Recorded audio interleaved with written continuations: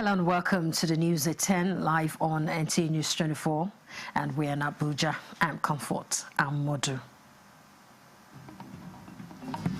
President Bola Tinubu returns to Nigeria after diplomatic and bilateral engagements in Japan and Brazil.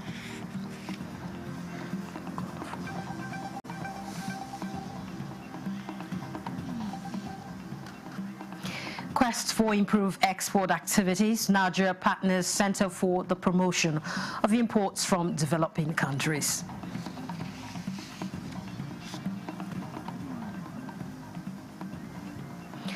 Nigerian Governors Forum commends federal government's $1 billion investment proposal in creative economy.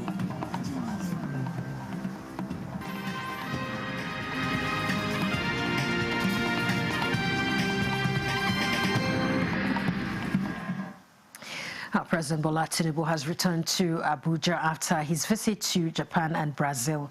The presidential flight 001 landed at the Nnamdi Azikiwe International Airport at 20 minutes past 1 Thursday morning. Also returning with the president are Speaker House of Representatives Tajuddin Abbas, Deputy President of the Senate Barrow Jibrin, Governors of Kaduna and Plateau State. He was received by a delegation which included FCT Minister Nyesom Wike, Chairman of Nigerian's Governors Forum Abdurrahman Abdulrazak of Kwara State, among others. The president, who left Abuja August 15, had a stopover in Dubai before proceeding to Yokohama, Japan, where he attended the 9th Tokyo International Conference on African Development, TICAD 9. After another stopover in Los Angeles, the president took off to Brazil on a 2-day state visit. At the historic visit, where the Nigerian leader was accorded a colorful reception, 5 agreements were signed to strengthen economic cooperation between both countries. Earlier, Minister of Aviation and Aerospace Festus Keyamo, the Minister of Information and National Orientation Mohammed Idris were among other top government functionaries on board the first commercial flights from Brazil to Nigeria. And the ministers described the development as one of the several positive results of President Bola Ahmed Tinubu's recent visit to Brazil to resuscitate bilateral trade relations between the two countries. Amaka Owo reports from Lagos.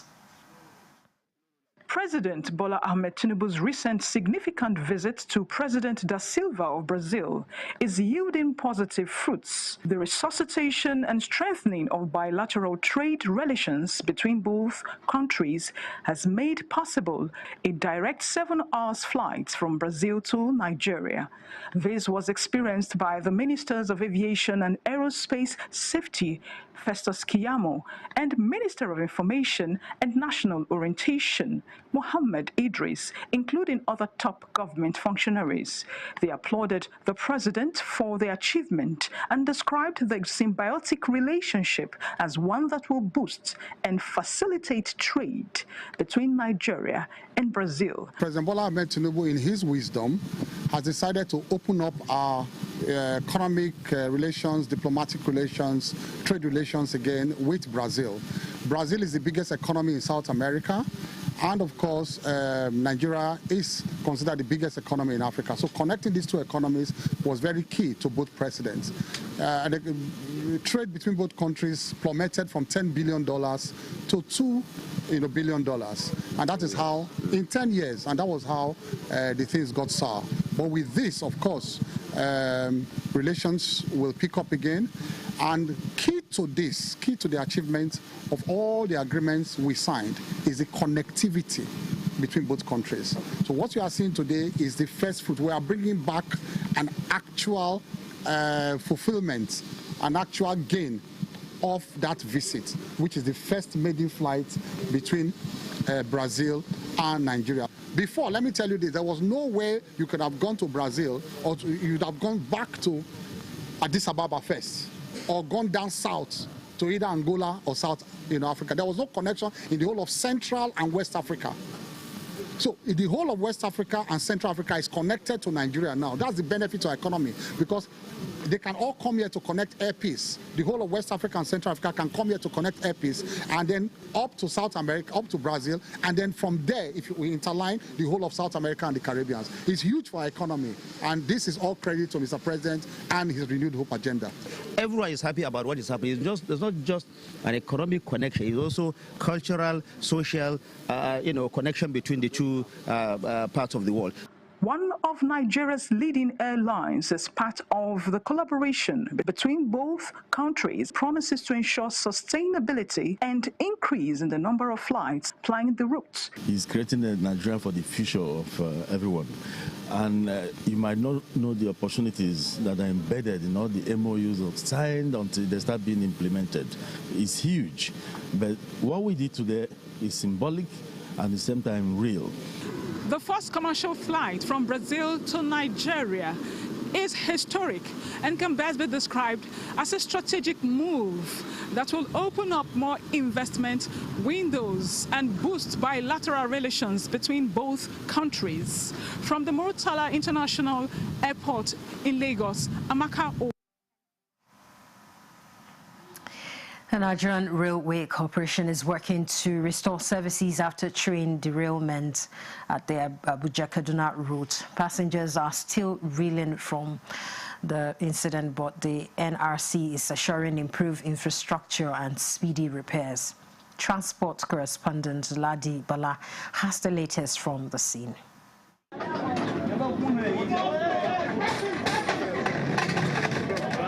Less than 48 hours after the train derailment along Abuja-Kaduna route, the Nigerian Railway Corporation has mobilized personnel and machines to site on equipment recovery mission. Our cameras captured engineers working to dismantle the locomotive from the coaches and assessing the damage to the rail line. It's just the mouth out here. The infrastructure we should be talking of. More importantly, definitely we need upgrades of infrastructure. You can see this is one lane. If it had been 2 lanes, the evacuation will have been, the recovery will have been much easier. So in terms of rolling stocks, I am aware. Government has plans to bring in more rolling stocks. The train had 8 coaches, of which 5 capsized. Preliminary investigations are underway, and Nigerians are eagerly awaiting the outcome. Observers commend the collaborative efforts of the stakeholders, particularly security operatives, in responding to the emergency. We have gone there, we have taken assessment, and you know our role, the role of the core in protection of critical national infrastructure, and this is a transport infrastructure, and we will give them security and safety. We did some other additional deployments, and this time around you see very clearly and very conspicuously the collaboration, the cooperation and the coordination between all security agencies. As part of compensation to the passengers that were on this train, the Nigerian Railway Corporation has directed the ticketing company to make refund of the passengers' ticket fees. In Abuja, Ladi Bala, NTA News. The Nigerian Governors Forum has commended the $1 billion investment proposal into the creative economy through a strategic roadmap projected at 2030, with more than 3 million jobs. This came to the fore immediately after a closed-door meeting that lasted several hours during the 5th meeting of the Forum of its secretariat in Maitama, Abuja.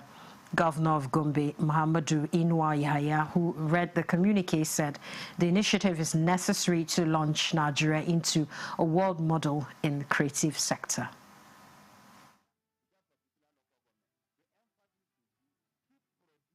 Key initiatives include $200 million Creative Economy Development Fund, the $1 billion Creative and Tourism Infrastructure Corporation, and projects such as the Lagos Arena, Abuja Creative City, and renewed Hope Cultural Villages. Governors commended the reforms to strengthen intellectual property, expand tourism, and elevate Nigeria's global presence, and resolved to collaborate through state creative economy desks. co-created festivals, and the adoption of the Niger Season platform. The forum later paid tribute to the father of the governor of Kogi State, Ahmed Usman Odudo, who passed on recently, and prayed God to grant eternal rest and comfort those affected by his demise. Away from that, Nigeria is making concerted efforts to address challenges facing its ginger industry following the recent ginger blight outbreak. And to ensure sustainable supply and enhance market access, the country is partnering with the Center for the Promotion of Imports from Developing Countries through the Nigerian Ginger Sustainability Program, NGSP 2021 to 2025, as the Nigerian Export Promotion Council is strengthening the capacity of its export support offices to gain access to EU ginger market that is increasingly important, a destination as Nigerian ginger gains more traction across Europe. Here's the report.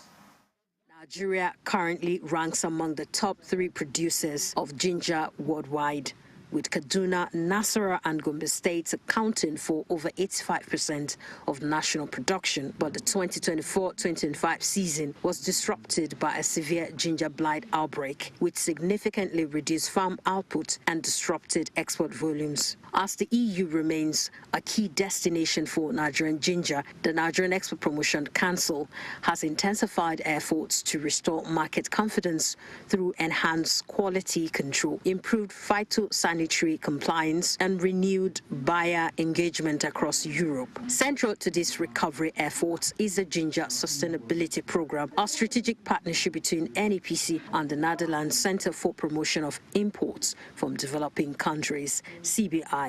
As product specialists, our ESOs are now equipped to provide targeted professional guidance that will help our ginger exporters maintain quality, expand their market share, and secure long-term partnerships. The results are already visible. SMEs are taking steps towards HACCP, Global GAP, and organic certification. Farmers are adopting improved practices to reduce the risk of blight. Nigerian ginger is regaining visibility in the European market, and NEPC, through its ESOs, is now positioned as a credible institutional partner to exporters. In a major capacity building milestone, NEPC has graduated 7 export support officers, ESOs, as part of the program. These officers, trained over 3 years, are now designated as product specialists in ginger, equipped to provide expert technical guidance, export advisory services, and company support. These interventions have already begun yielding results, with several companies securing new export contracts and increased visibility for Nigerian ginger in premium markets. In Abuja, Comfort Amodu, NTA News. And in a landmark effort to bridge the skills gap in Nigeria's construction industry, 150 young Nigerians aged 11 to 18 have emerged as certified architectural technicians following intensive training at the maiden edition of a National Skill Acquisition Camp Kuje 2025. Here's the report. This milestone follows their successful completion of a specialized training program at the maiden edition of a skilled acquisition camp organized by the Architects Registration Council of Nigeria, ARCON, in collaboration with the Federal Ministry of Housing and Urban Development. The camp, themed Building Tomorrow's Professionals Today, provided hands-on training in masonry, plumbing, tiling, painting, and interior decoration.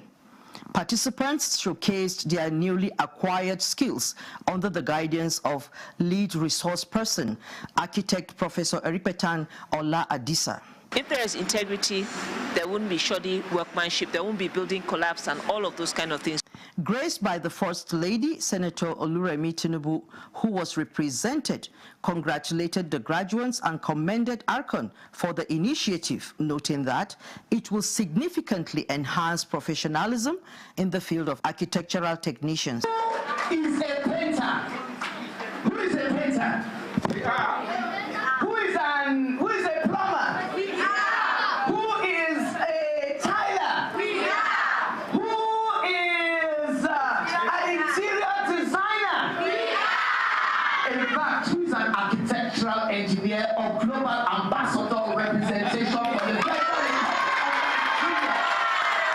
ARCON President Dipo Ajayi, in his opening address, emphasized that the camp was established to address critical gaps in the construction labor market, stressing that skills acquisition remains key to national development. That is why we are thinking out of the box to make this place a center of knowledge, giver of all skills in the country.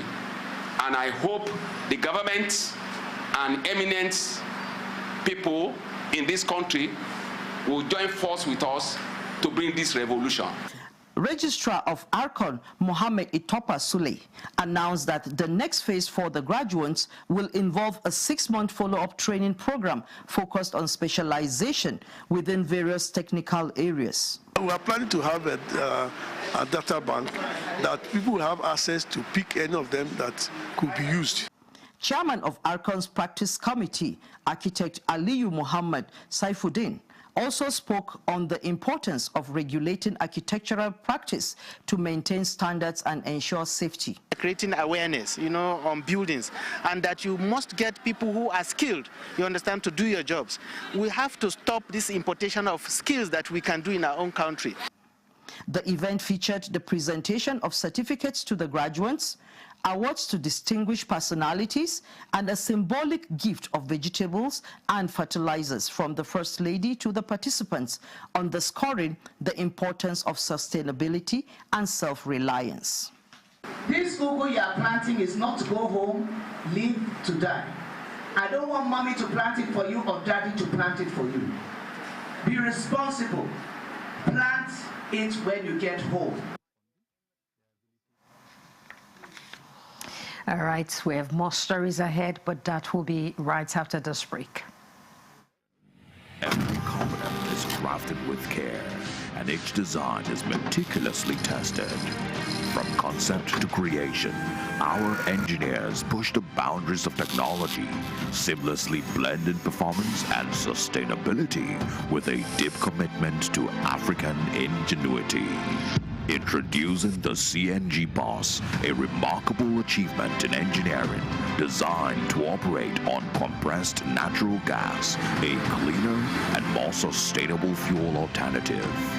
At Innocent Vehicles, we proudly lead the way in creating greener mobility across Africa. And it doesn't stop there. From SUVs to sedans, spacious buses to electric cars, Innocent offers a wide range of models designed to meet every need. Innocent Vehicle, the pride of African roads.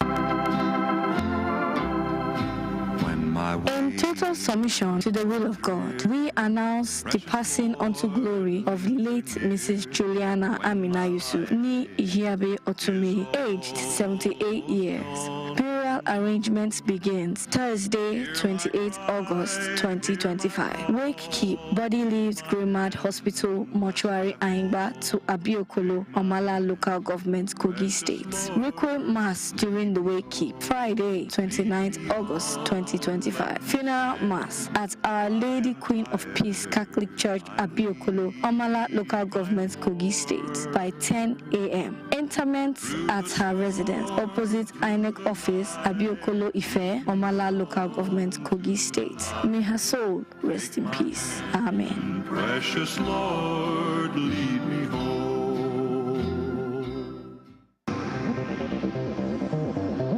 This is NTA News 24. The Nigerian Center for Disease Control and Prevention, NCDC, has reported a drop in new Lassa fever cases across the country, even as overall figures continue to climb. According to its latest situation report, the NCDC confirmed 5 new infections between August 11 and 17, 2025, a decline from 12 cases reported the previous week. The new cases were recorded in Bauchi, Ondo, and Edo states. So far this year, a total of 7,033 suspected cases and 854 confirmed cases have been reported across 21 states and 106 local government areas. The NCDC also confirmed 159 deaths among the confirmed cases, reflecting a case fatality rate of 18.6%. This marks an increase from the 17.2% recorded during the same period in 2024. The most affected states are Ondo, Bauchi, Edo, Taraba and Ebonyi states, accounting for 90% of all confirmed infections. To strengthen the national response, the NCDC and its partners have ramped up efforts through clinical management fellowships, clinician training, after action reviews and distribution of thermometers for temperature screening. And the agency urged the state government to maintain year-round community engagement and advise healthcare workers to remain vigilant for early detection and referral of suspected cases.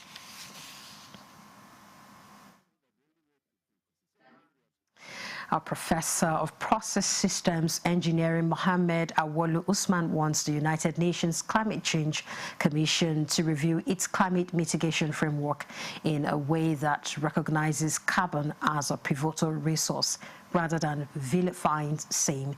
This was at the 41st inaugural lecture series in 2024-2025 academic session of the University of Lagos. And Tokbe Alabi reports on this conversation.